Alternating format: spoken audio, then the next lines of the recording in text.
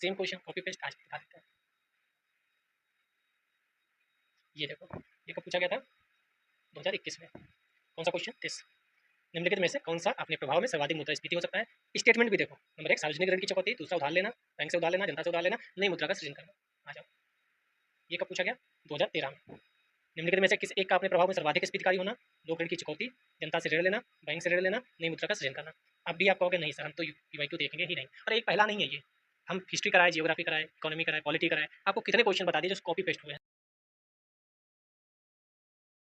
जय हिंद दोस्तों, हम यूपीएससी के पीवाईक्यू कर रहे थे। इकोनॉमी सेक्शन चल रहा था जिसमें आज हमें उद्योग पढ़ना है।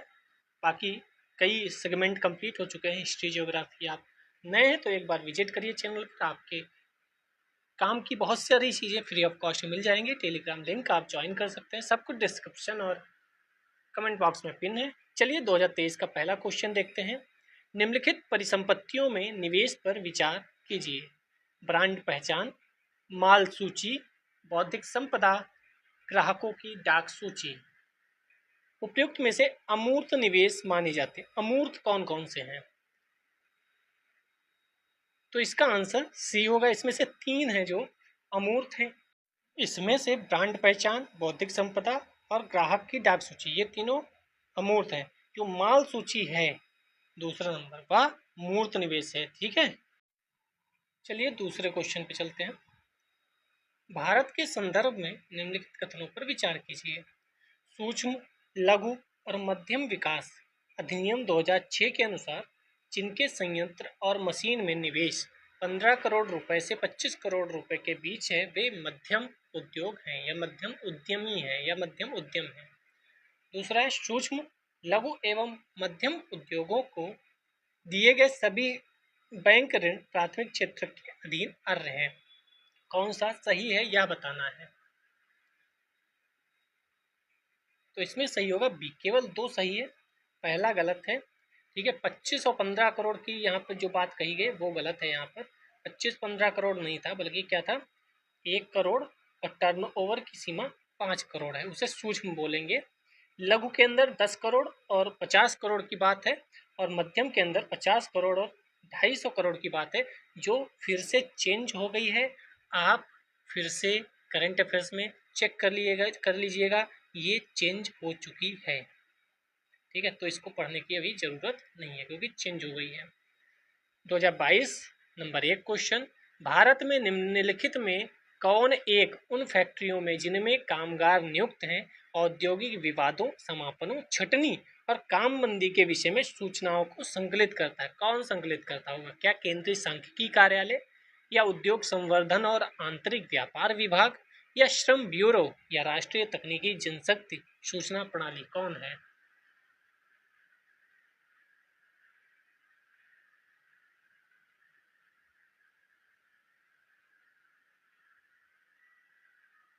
तो इसका सही आंसर होगा सी।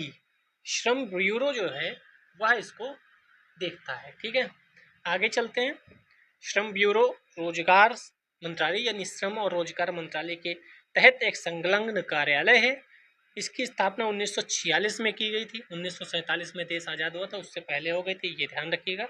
बाकी ये वह सब काम करता है जो श्रम और मजदूरों से रिलेटेड है। सब मतलब अधिकतर काम करता है। देखो ना कितने सब लिखे हैं, कहाँ तक याद करोगे। 2020 का पहला क्वेश्चन। भारत में रासायनिक उर्वरकों के संदर्भ में निम्नलिखित कथनों पर विचार कीजिए। कर लेते हैं। वर्तमान में रासायनिक उर्वरकों का खुदरा मूल्य बाजार संचालित है और यह सरकार द्वारा नियंत्रित नहीं है। क्या ऐसा है? सरकार नियंत्रित नहीं करती है उर्वरकों का मूल्य, वो भी खुदरा मूल्य की बात हो रही है। अमोनिया जो यूरिया में काम आता है, वह प्राकृतिक गैस से उत्पन्न होता है। क्या ऐसा है कि अमोनिया यूरिया बनाने में काम आता है, वह प्राकृतिक गैस से उत्पन्न होता है क्या? तीसरा है सल्फर जो फास्फोरिक अम्ल उर्वरक के लिए कच्चा माल है, वह तेल शोधन कारखानों का उप उत्पाद है। उप उत्पाद का मतलब उसके साथ साथ सल्फर भी निकल रही है। ठीक है, मेन उत्पाद के साथ सल्फर भी निकल रही है। तो इसका आंसर होगा बी। 2 और 3 तो सही है कि अमोनिया प्राकृतिक गैस है। मतलब अमोनिया प्राकृतिक गैस से उत्पन्न होती है और सल्फर जो है वह तेल शोधन कारखानों का उप उत्पाद है। लेकिन पहला गलत है, क्योंकि नियंत्रित नहीं करती होती तो यूरिया और ये सब जो उर्वरक है इनका मूल्य बहुत ज़्यादा होता है, और इसीलिए WTO से हमारी चलती रहती है कुछ ना कुछ, क्योंकि वह कहता है कि आप सब्सिडी बहुत देते हैं, और भारत सरकार कहती है कि अगर हम सब्सिडी ना देंगे तो हमारे जो किसान हैं वह अभी इतने आगे नहीं बढ़ पाए कि वह सब संभाल लें। ठीक है, बाकी आप करंट अफेयर्स में इस देखते ही हैं। ठीक है, और तो इसमें कुछ बताने वाला नहीं है। चलिए आगे चलते हैं। 2017 का पहला क्वेश्चन, पूर्व अधिगम की मान्यता scheme recognition of prior learning scheme का कभी कभी समाचारों में किस संदर्भ में उल्लेख किया जाता है? सीधे पूछ दिया गया ये क्या है। क्या ये निर्माण कार्य में लगे कर्मकारों के पारंपरिक मार्गों से अर्जित कौशल का प्रमाणन है? क्या यह दूरस्थ अधिगम कार्यक्रमों के लिए विश्वविद्यालयों में व्यक्तियों को पंजीकृत करना है? क्या यह सार्वजनिक क्षेत्र के कुछ उपक्रमों में ग्रामीण और नगरीय निर्धन लोगों के लिए कुशल कार्य आरक्षित करना है? क्या यह राष्ट्रीय कौशल विकास कार्यक्रम के अधीन प्रशिक्षार्थियों द्वारा अर्जित कौशल का प्रमाणन है? तो इसका ए आंसर सही होगा, निर्माण कार्य में लगे कर्मकारों के लिए पारंपरिक मार्गों से अर्जित कौशल का प्रमाणन है। ठीक है, ये चर्चा में रहा था इसीलिए पूछ दिया गया क्वेश्चन। नेक्स्ट क्वेश्चन है, भारतीय गुणवत्ता परिषद के संदर्भ में निम्नलिखित कथनों पर विचार कीजिए। आपको लगेगा ये क्या है, करंट अफेयर्स में फिर वही रहा होगा तो ये पूछ दिया गया, वरना इतनी परिषद वगैरह है कहाँ तक याद करेंगे। QCI का गठन, लेकिन इस बार आ गया तो अब आप याद रखें क्योंकि अगली बार भी आ सकता है। QCI का गठन भारत सरकार तथा भारतीय उद्योग द्वारा संयुक्त रूप से किया जाता है। क्या QCI के अध्यक्ष की नियुक्ति उद्योग द्वारा सरकार को की गई संस्तुतियों पर प्रधानमंत्री द्वारा की जाती है? क्या इनमें से आपको सही चीज बतानी है। ठीक है, कई बार यहाँ गलत पूछ लेगा और आपके घर में चालू हो जाएंगे। इसका आंसर दोनों सही है, प्रधानमंत्री द्वारा नियुक्ति होती है, संयुक्त रूप से काम करते हैं ये दोनों लोग, भारत सरकार और उद्योग। ठीक है, इसको पढ़ लेते क्योंकि ये अन्य जगह हो सकता है नोट्स में ना हो आपके। तो QCI का गठन 1997 में भारत सरकार तथा भारतीय उद्योग द्वारा संयुक्त रूप से किया गया था। मुख्यतः 3 संगठनों, एस्ट्रोचैम आपने पढ़ा होगा, फिक्की के बारे में भी पढ़ा होगा, CII के बारे में भी पढ़ा होगा, इन्होंने भारतीय उद्योग का प्रतिनिधित्व किया था। इस काउंसिल का मुख्य उद्देश्य देश भर में किसी उत्पाद की गुणवत्ता के लिए मानक निर्धारित कर अच्छी से अच्छी गुणवत्ता सुनिश्चित करना है। भारत सरकार का औद्योगिक नीति संवर्धन विभाग QCI के लिए नोडल एजेंसी है, यह भी लाइन याद रखिएगा अगली बार अगर आ जाए एग्जाम में तो। इसके अध्यक्ष की नियुक्ति प्रधानमंत्री द्वारा की जाती है, लेकिन संस्तुति जो है उद्योग द्वारा सरकार को जो दी गई है उनमें से ही नियुक्ति होती है। ठीक है, 2016 का क्वेश्चन पहला देख लेते हैं। स्टैंड अप इंडिया स्कीम के संदर्भ में निम्नलिखित कथनों में से कौन सा सही है? नंबर 1, इसका प्रयोजन SC ST एवं महिला उद्यमियों में उद्यमिता को प्रोत्साहित करना है। दूसरा है, यह CDB के माध्यम से पुनर्वित्त का प्रावधान करता है। इनमें से कौन से सही उत्तर हैं? तो ये भी दोनों सही हैं। स्टैंड अप इंडिया स्कीम उस समय चर्चा में थी, 2016 को लॉन्च हुई थी, देखो 5 अप्रैल को, और 2016 में ही क्वेश्चन पूछ दिया गया, और शायद 2016 में जून में पेपर होता होगा। ठीक है, पहले जून में होते थे, तो देखो महीना 2 महीने पहले भी स्कीम आई है, वह भी पूछ दी जाती है, तो यह ध्यान रखिएगा आप लोग। ठीक है, दोनों सही हैं। अब नहीं आएगी क्योंकि काफ़ी दिन हो गए हैं, हालांकि 10 साल होने वाले हैं तो क्वेश्चन आ सकता है, 10 ईयर्स होने वाले हैं।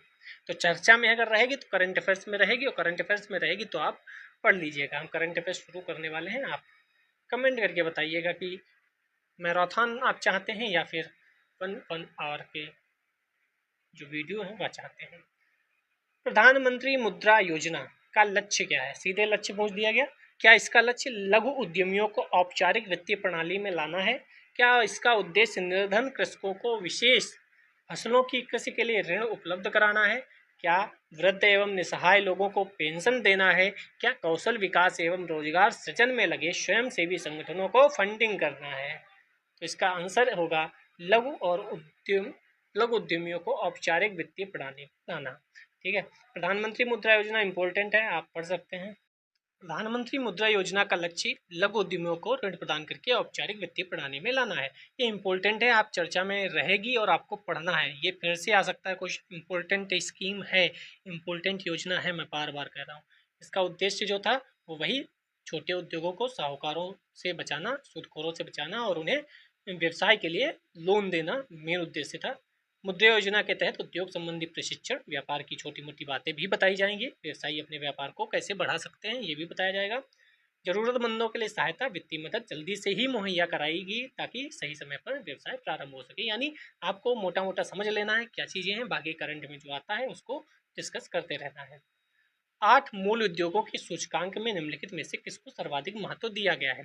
तो इसमें आप ध्यान रखिएगा, ये क्वेश्चन तो ठीक है जो भी है, लेकिन आप ध्यान रखिएगा इसमें कोयला उत्पादन होना चाहिए। नहीं, कोयला उत्पादन नहीं, इसमें होना चाहिए इस्पात, सॉरी आई चेक, थोड़ा सा कंफ्यूज हूँ, विद्युत उत्पादन, सॉरी विद्युत उत्पादन होना चाहिए। विद्युत उत्पादन में कितना है, तो 10.32% है विद्युत उत्पादन। तो इसको ध्यान रखिए, पहले नंबर क्या आता है, विद्युत उत्पादन आता है तो 10.32%। फिर आता है आपका नंबर 2 पे है ये वाला इस्पात उत्पादन 6.68 है। तीसरे पे है आपका रिफाइनरी 5.94, ठीक है। फिर है 5.22 नंबर 4 कच्चा तेल, और नंबर 5 पे है कोयला उत्पादन 4.38। अगर आप इतना भी याद कर लेंगे 5 तक तो ठीक है। बाकी फिर छठे नंबर पर सीमेंट उत्पादन, फिर सातवें नंबर पर प्राकृतिक गैस और लास्ट में उर्वरक उत्पादन है। तो ये आपको लाइन से याद होनी चाहिए, क्योंकि ये ऐसे पूछ लिया और आपकी और क्रोनोलॉजी में पूछ लेगा। तो ये स्क्रीनशॉट ले लो और रट लो, ठीक है। विद्युत उत्पादन नंबर 1 पे ऊपर लिखा है और बाकी यहाँ पे चीज़ें लिखी हैं। 2014 का पहला क्वेश्चन देख लो, जोखिम पूंजी से क्या तात्पर्य? तो उद्योगों को उपलब्ध कराई गई कोई अल्पकालीन पूंजी से, नए उद्यमियों को उपलब्ध कराई गई दीर्घकालीन प्रारंभिक पूंजी से, उद्योगों को हानि उठाते समय उपलब्ध कराई गई निधियां, उद्योगों के प्रतिष्ठापन एवं नवीकरण के लिए उपलब्ध कराई गई निधियां।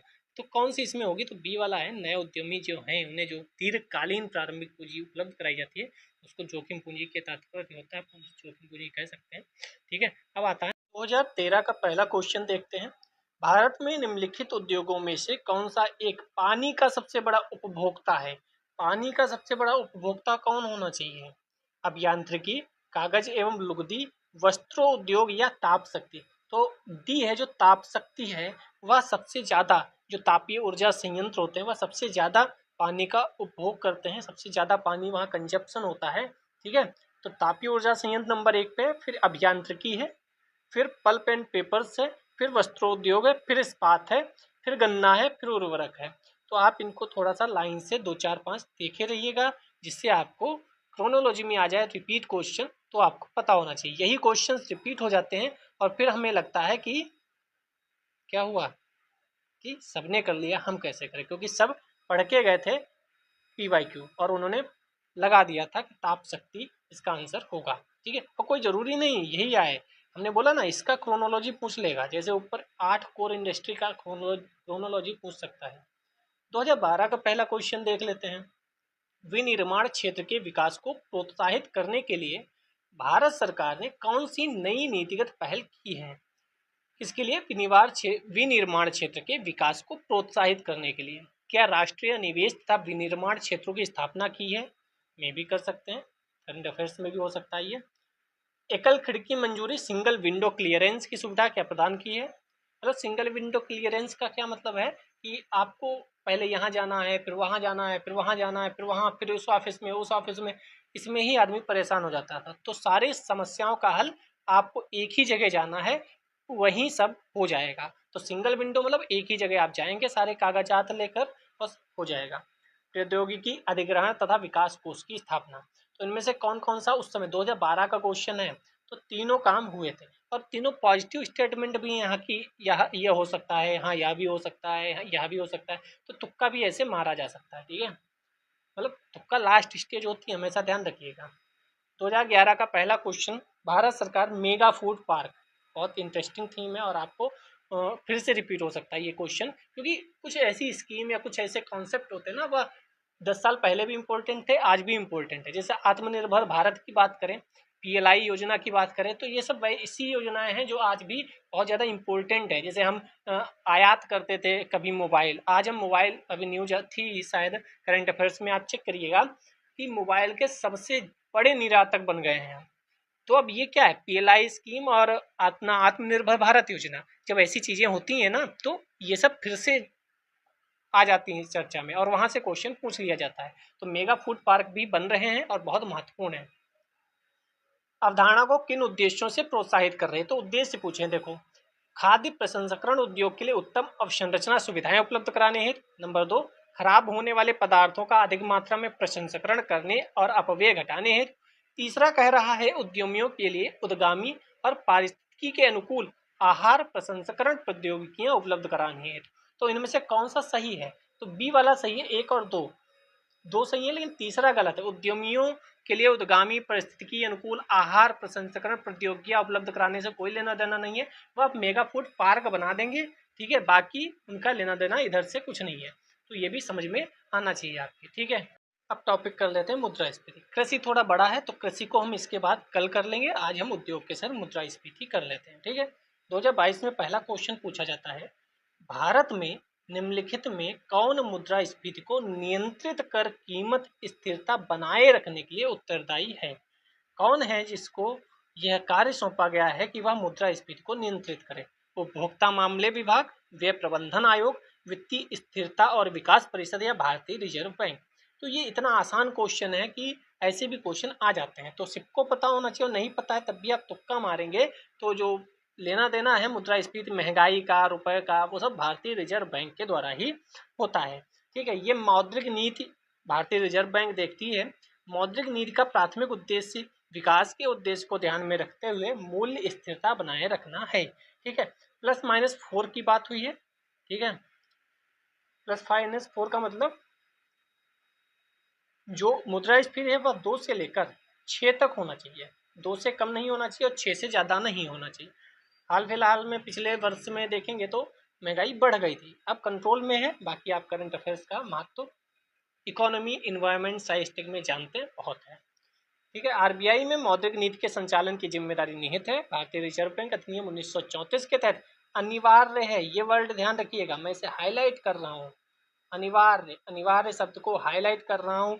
अनिवार्य वर्ड आ जाएगा तो आपको लगेगा कि नहीं अनिवार्य थोड़ी होगा, सरकार भी तो देखेगी, नहीं, रिजर्व बैंक के अधिनियम के तहत अनिवार्य है। और दूसरा यहाँ पर क्या कहेगा, संविधान के तहत अनिवार्य है, तब भी आप कहेंगे गलत है। आई रिपीट, आरबीआई में मौद्रिक नीति के संचालन की जिम्मेदारी निहित है, यह जिम्मेदारी संविधान के तहत अनिवार्य है। क्वेश्चन आएगा तो स्टेटमेंट आप गलत करेंगे, क्योंकि यह अनिवार्य किसके तहत है, यह अनिवार्य है भारतीय रिजर्व बैंक अधिनियम के तहत। Got it.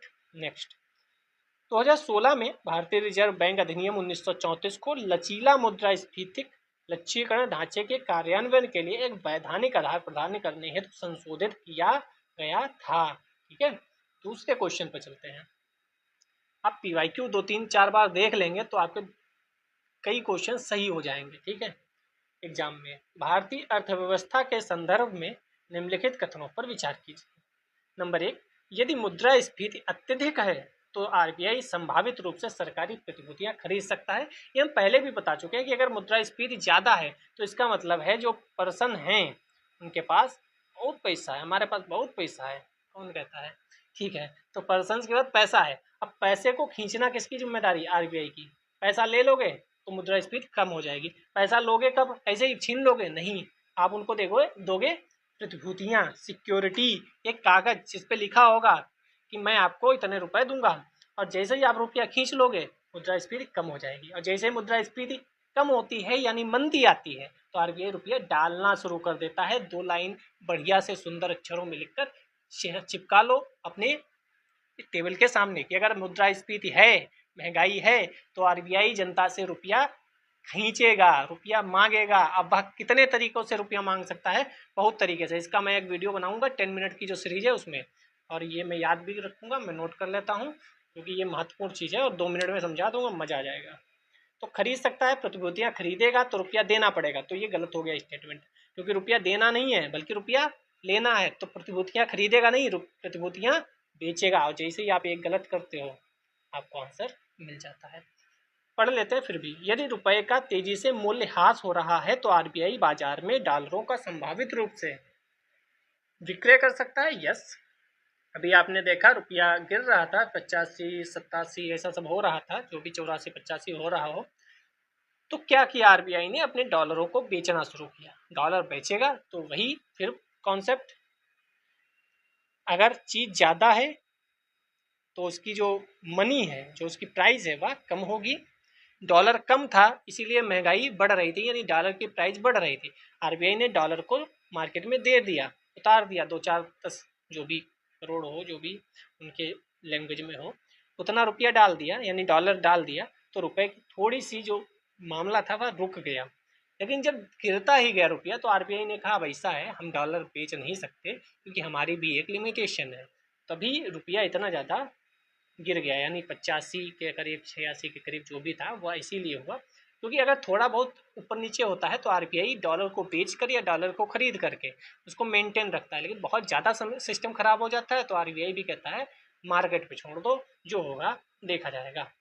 दूसरा, यदि यूएसए यूरोपीय संघ में ब्याज दरें गिरती हैं तो इससे संभावित रूप से आरबीआई की डॉलरों की खरीद प्रेरित हो सकती है। यस, गिरे चाहे बढ़े, देखो जैसे ही यूएसए और यूरोपीय संघ में ब्याज दरें इधर से उधर होती हैं, हमारे यहाँ जो इन्वेस्टमेंट होता है, एफडीआई, एफपीआई, एफआईआई जो आता है, जो रुपया आता है, उसके आने और जाने में चेंजेस होने लगते हैं। तो यूएसए, ऐसा क्वेश्चन कई बार रिपीट हुआ है, यूएसए या यूरोपीय संघ में रुपए का कुछ भी लेना देना होगा, हमारे यहाँ उसका इम्पैक्ट बहुत बड़ी मात्रा में पड़ेगा। ठीक है, चलते हैं आगे। इसमें जो लिखा वो सब मैंने बता ही दिया। 2021 का पहला क्वेश्चन देखो, निम्नलिखित कथनों पर विचार कीजिए। किसी मुद्रा के अवमूल्यन का प्रभाव यह है कि वह अनिवार्य रूप से, अब देखो यहाँ भी अवमूल्यन पूछा गया और यहाँ क्या पूछा गया था, यहाँ पूछा गया था मूल्य ह्रास। तो मूल्य ह्रास, अवमूल्यन, और इस समय भी आप देखो रुपया का सिस्टम डॉलर के मुकाबले उल्टा, मतलब चढ़ता उतरता रहता है, तो क्वेश्चन वहां से बनने की संभावना प्रबल रहती है। किसी मुद्रा के अवमूल्यन का प्रभाव यह है कि वह अनिवार्य रूप से विदेशी बाजारों में घरेलू निर्यातकों की प्रतिस्पर्धात्मकता को बढ़ाता है। क्या मुद्रा के अवमूल्यन से प्रतिस्पर्धा बढ़ेगी? दूसरा, घरेलू मुद्रा के विदेशी मूल्य को बढ़ाता है, घरेलू मुद्रा के विदेशी मूल्य को बढ़ाता है।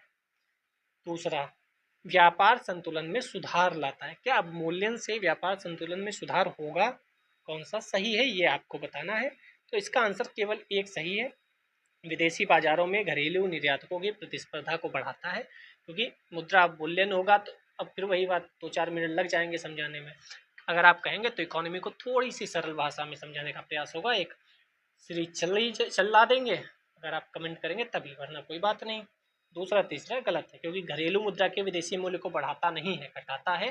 व्यापार संतुलन में सुधार लाता है, ये भी गलत है, क्योंकि उसका व्यापार संतुलन से मैंने पहले ही बोला कोई लेना देना नहीं है। इसमें जो लिखा है वो मैंने अधिकतर चीज़ें बताई थी, तो उसको कोई पढ़ने की आवश्यकता नहीं है। दूसरा क्वेश्चन देखो, निम्नलिखित में से कौन सा, लाइक तो कर ही दिया होगा, हाँ मैं बोलता नहीं हूँ क्योंकि मैं पढ़ाने पे ध्यान देता हूँ, खैर शेयर कमेंट वो आपकी इच्छा। निम्नलिखित में से कौन सा अपने प्रभाव में सर्वाधिक मुद्रा स्फीति कारक हो सकता है? सर्वाधिक पे ध्यान रखना क्योंकि ये सब आंसर सही है। सर्वाधिक का मतलब सबसे ज्यादा सटीक आंसर कौन सा होगा? क्या सार्वजनिक ऋण की चुकौती करेंगे तो मुद्रा स्फीति कारक होगा? क्या बजट घाटे के वित्तीयन के लिए जनता से उधार लेना? क्या उधार लेंगे तो रुपया सरकार के पास आएगा तो मुद्रा स्फीति कारक है क्या? फिर कह रहा है बजट घाटे के वित्तीयन के लिए बैंकों से उधार लेना।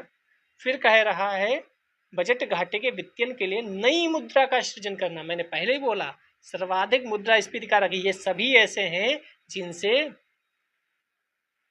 मुद्रा स्फीति कारक कुछ ना कुछ डिस्टर्ब होगी, लेकिन सबसे ज्यादा कौन सा होगा? तो डी वाला होना चाहिए कि अगर आपने पैसा छाप दिया, नई मुद्रा का सृजन किया तो ज़्यादा समस्याएं हो जाएंगी। कई बार आपको लगता भी होगा ना, गरीब इतने हैं, सरकार ऐसा करे खूब रुपया छापे और गरीबों में बांट दे, क्यों नहीं करती? हाँ, क्यों इसलिए नहीं करती क्योंकि आपने जहाँ इकोनॉमी पढ़ी होगी वहाँ बताया गया होगा, वरना आप कमेंट करेंगे इकोनॉमी की शुरुआत बढ़िया तरीके से होगी।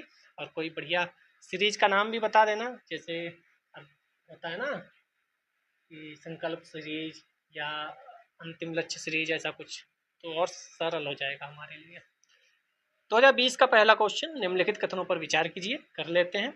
खाद्य वस्तुओं का उपभोक्ता मूल्य सूचकांक में भार उनके थोक मूल्य सूचकांक में दिए गए भार से अधिक है। दूसरा है WPI सेवाओं के मूल्यों में होने वाले परिवर्तनों को नहीं पकड़ता है, जैसा कि सीपीआई करता है। यानी डब्ल्यूपीआई और सीपीआई दो इंडेक्स हैं, ऐसा मान लो, ठीक है। एक में सेवाएं काउंट की जाती हैं, एक में सेवाएं काउंट नहीं की जाती हैं। तो कह रहा है डब्ल्यूपीआई सेवाओं के मूल्यों में होने वाले परिवर्तनों को नहीं पकड़ता, यानी सेवाएं इसमें नहीं है, इसमें है सेवाएं। क्या ये सही है? तीसरा कह रहा है भारतीय रिजर्व बैंक ने अब मुद्रास्फीति के मुख्य मान हेतु प्रमुख नीतिगत दरों के निर्धारण और परिवर्तन हेतु डब्ल्यूपीआई को अपना लिया है। क्या डब्ल्यूपीआई को अपनाया है या सीपीआई को अपनाया है? डब्ल्यूपीआई को अपनाया नहीं है। तीसरा स्टेटमेंट गलत है, तीसरा गलत है, तीसरा गलत है। तो आंसर होगा ए, एक और दो, क्योंकि डब्ल्यूपीआई को नहीं सीपीआई को उसने अपनाया है, ठीक है। उपभोक्ता मूल्य सूचकांक यानी सीपीआई का प्रयोग करता है, ठीक है। आगे चलते हैं। 2015 का पहला क्वेश्चन, भारत में मुद्रास्फीति के संदर्भ में निम्नलिखित कथनों में से कौन सा सही है? भारत में मुद्रास्फीति का नियंत्रण केवल भारत सरकार का उत्तरदायित्व है। अभी आपने आरबीआई को देखा। मुद्रास्फीति के नियंत्रण में भारतीय रिजर्व बैंक की कोई भूमिका नहीं है। तीसरा, घटा हुआ मुद्रा परिचलन मुद्रास्फीति के नियंत्रण में सहायता करता है। मनी सर्कुलेशन अगर घट जाए तो क्या मुद्रास्फीति के नियंत्रण में सहायता होगी? चौथा, बढ़ा हुआ मुद्रा परिचलन यानी मनी सर्कुलेशन तो नियंत्रण में सहायता होगी। तो बढ़ जाएगा तब तो घाटा ही होगा। घट जाए, जो मैंने बोला था ऊपर भी, मुद्रास्फीति कम कैसे होगी? जब सरकार या आरबीआई रुपया जनता से खींच ले, यानी जो सर्कुलेशन मनी का हो रहा है वह कम हो जाए। मनी कहाँ पहुंच जाए? आरबीआई के खजाने में पहुंच जाए। अगर ऐसा होता है तो मुद्रास्फीति कम हो जाएगी। आपको सिंपल एक पेज पे नोट कर लेना है, मुद्रास्फीति अगर कम करनी है तो क्या कारण है, सॉरी क्या करना चाहिए।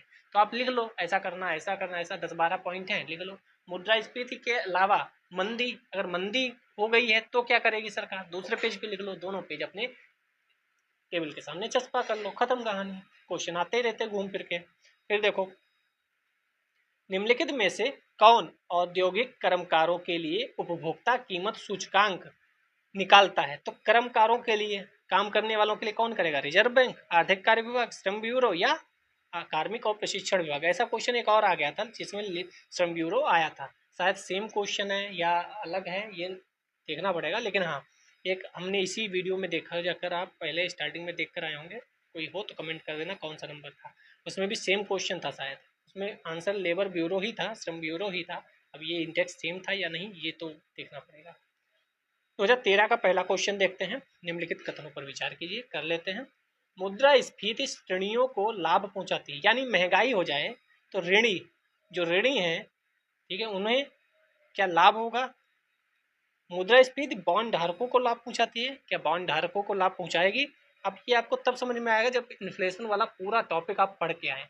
अगर आप कहेंगे तो मैं कोशिश अवश्य करूंगा पढ़ाने की, मेरे पास नोट्स बने रखे हैं, बस उन्हें इस जो टाइपिंग है उसको करा के और आप तक डिलीवर कर देना है।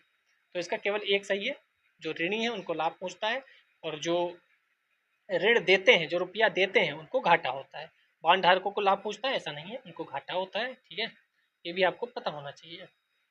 दूसरा नंबर क्वेश्चन है, सामान्य कीमत स्तर में बढ़ोतरी निम्नलिखित में से किन कारणों से हो सकती है? जो सामान्य कीमत स्तर है उनमें बढ़ोतरी किन कारणों से होगी? द्रव्य की पूर्ति में वृद्धि, अगर वृद्धि हो जाए, द्रव्य की पूर्ति में किसी चीज में वृद्धि हो जाए, टमाटर मार आ जाए, इतना आ जाए टमाटर, इतना आ जाए टमाटर की जगह ना हो, तो आदमी क्या कहेगा?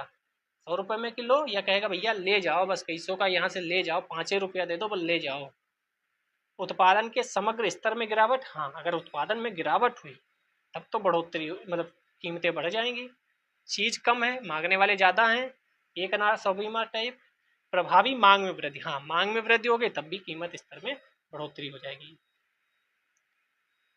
आंसर देखते हैं, यस 1 2 3 तीनों आंसर हैं। ऐसा क्यों? द्रव्य की पूर्ति में वृद्धि हो जाए मतलब,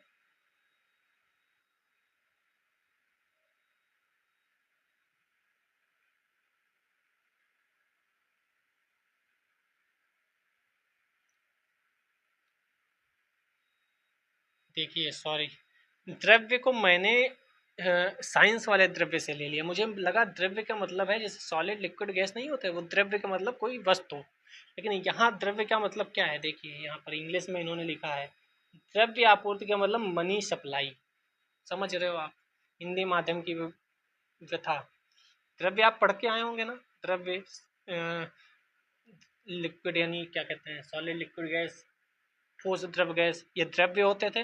मुझे लगा द्रव्य का मतलब कोई वस्तुएं होंगी, ठीक है, जबकि इतनी बार कर चुका हूँ तब भी दिमाग में नहीं रहती चीज़ें।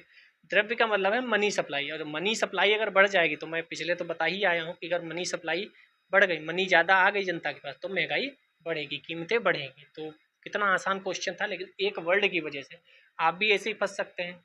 तो अंग्रेजी इसीलिए मैं कहता हूँ कि भाई पढ़ लो थोड़ा सा, ठीक है। अब आप देखिए, द्रव्य का मतलब वस्तुओं से नहीं लिया है, द्रव्य मतलब मनी। हो सकता है मुझे नहीं पता थी चीज़ें, खैर सॉरी फॉर दिस, लेकिन अब आपको पता होनी चाहिए द्रव्य का मतलब क्या है, मनी।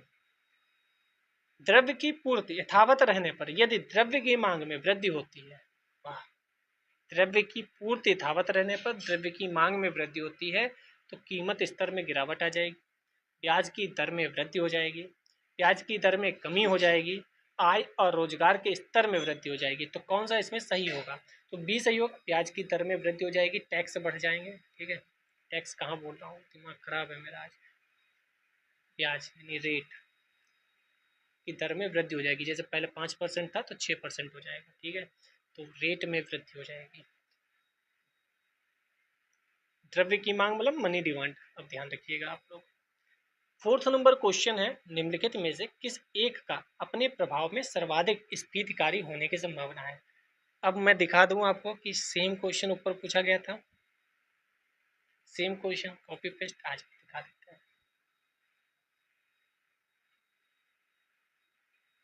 ये देखो, ये कब पूछा गया था, 2021 में। कौन सा क्वेश्चन, दिस, निम्नलिखित में से कौन सा अपने प्रभाव में सर्वाधिक मुद्रास्फीति हो सकता है। स्टेटमेंट भी देखो, नंबर एक सार्वजनिक ऋण की चुकौती, दूसरा उधार लेना, बैंक से उधार लेना, जनता से उधार लेना, नई मुद्रा का सृजन करना। आ जाओ, ये कब पूछा गया, 2013 में। निम्नलिखित में से किस एक का अपने प्रभाव में सर्वाधिक स्फीतिकारी होना, लोक ऋण की चुकौती, जनता से ऋण लेना, बैंक से ऋण लेना, नई मुद्रा का सृजन करना।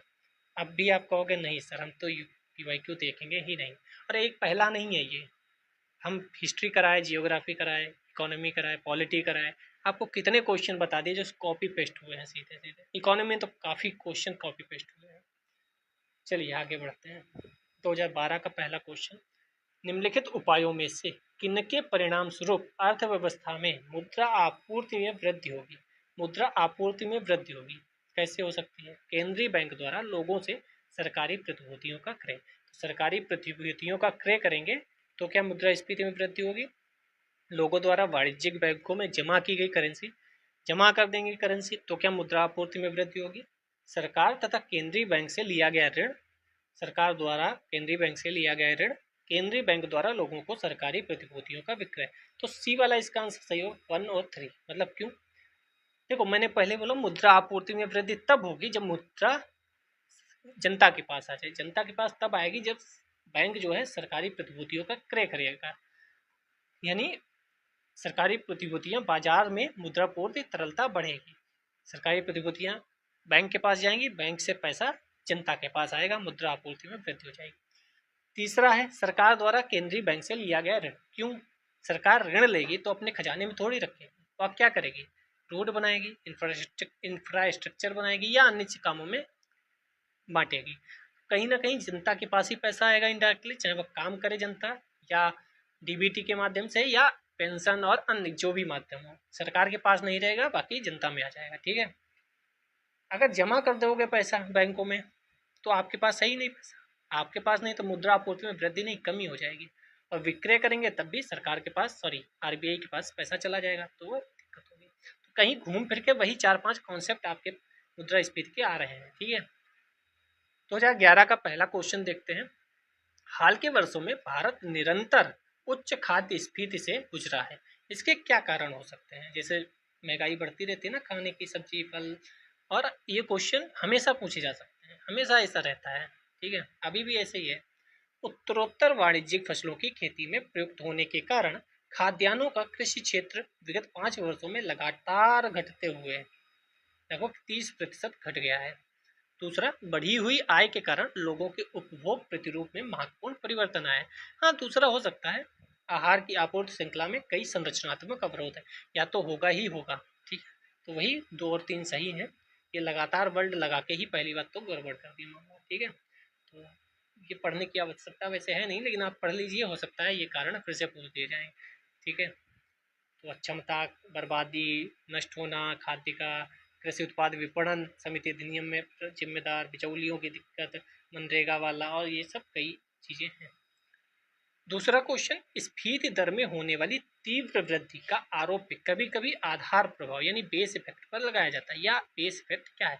तो बेस इफेक्ट का मतलब सिंपल है कि आप जो परसेंटेज ले रहे हैं, जैसे मान लो मैंने कहा कि मेरे 50% ज़्यादा मार्क्स आए हैं, तो आप कहोगे किस वर्ष की तुलना में आप कह रहे हैं कि 50% ज़्यादा मार्क्स आए? तो मैं कहूँगा पिछली बार जो मैंने एग्जाम दिया था उसकी अपेक्षा 50% ज़्यादा मार्क्स आए, तो बेस ईयर मेरा क्या हो गया? पिछले साल का हो गया। अगर मैं कहूँ कि मैंने 2021 में जो एग्ज़ाम दिया था उसकी अपेक्षा 2025 में 30% ज़्यादा मार्क्स आए, तो मेरा बेस ईयर क्या हो गया? 2021। यानी जिस वर्ष से हम तुलना करके चीज़ों को देखते हैं कि कितनी कमी हुई, कितनी वृद्धि हुई, उसको बेस इफेक्ट कहते हैं। या फसलों के खराब होने से आपूर्ति में उत्पन्न उग्र प्रभाव का कारण, या तीव्र आर्थिक विकास के कारण तेजी से बढ़ रही मांग का प्रभाव, या विगत वर्ष की कीमतों का स्फीति दर की गणना में आय प्रभाव, या तीनों है। तो सी वाला है विगत वर्षों, जो मैंने बोला 2021 में इतने थे, तो विगत वर्ष की कीमतों या विगत वर्ष के जो मार्क्स हैं मेरे, उनकी स्फीति दर की गणना पर आया प्रभाव बेस इफेक्ट कहलाता है। ठीक है, तीसरा क्वेश्चन, आर्थिक विकास सामान्यतः युग्मित होता है, तो आर्थिक विकास किससे युग्मित होगा? क्या अवस्फीति से, स्टैगफ्लेशन से, स्फीति से, अतिस्फीति से? नए होंगे तो आपको ये वर्ड समझ में दिक्कत होगी, लेकिन अगर आप पढ़ेंगे तो ऐसे कुल जमा मुद्रास्फीति में 12-15 वर्ड हैं, वो 12-15 वर्ड आपको समझ में आनी चाहिए, तभी आपको मुद्रास्फीति समझ में आएगी। ठीक है, तो आज के लिए यहीं रोकते हैं। आपने लाइक कमेंट शेयर कर ही दिया होगा, और भी चीज़ें चल रही हैं, आप एक बार विजिट करें। बाकी आपके कमेंट की प्रतीक्षा रहती है। जय हिंद, जय भारत।